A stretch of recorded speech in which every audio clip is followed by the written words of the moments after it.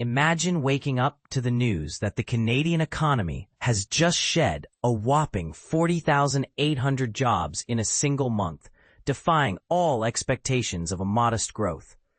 This is exactly what happened in July, leaving economists and market watchers stunned and scrambling to reassess their predictions for future interest rate cuts by the Bank of Canada.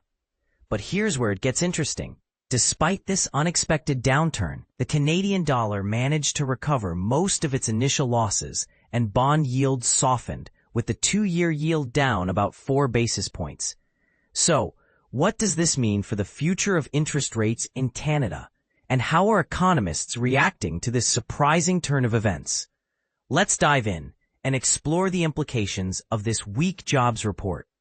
The Canadian economy's unexpected loss of 40,800 jobs in July, as reported by Statistics Canada, was a sharp deterioration from the net addition of 83,000 jobs in June. This decline was concentrated in the private sector, with significant losses in industries such as information, culture, and recreation, as well as construction and business services.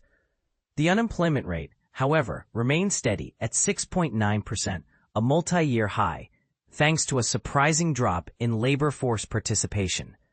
But what caught the attention of economists was the broad-based nature of the job losses, which suggests that the economy may be more vulnerable than initially thought. And this is the part most people miss: the fact that the labor market is showing signs of weakness despite the overall economy still growing, albeit at a slow pace.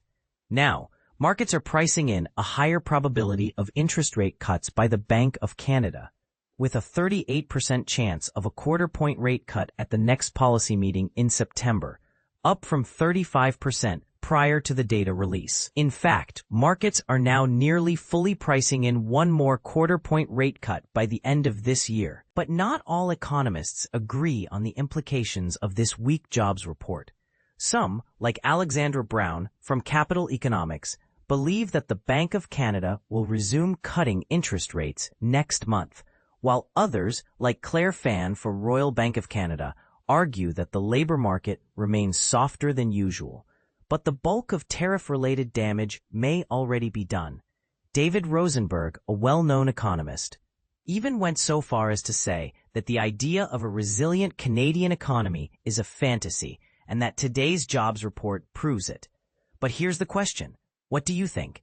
Do you agree with the economists who believe that the Bank of Canada will cut interest rates soon? Or do you think that the economy is still strong enough to withstand any further shocks? Share your thoughts in the comments below. As we wait for the next policy meeting in September, one thing is clear. The Canadian economy is at a crossroads, and the future of interest rates hangs in the balance. Will the Bank of Canada decide to cut interest rates to stimulate growth? Or will it hold steady waiting for more data to come in? Only time will tell. But one thing is for sure.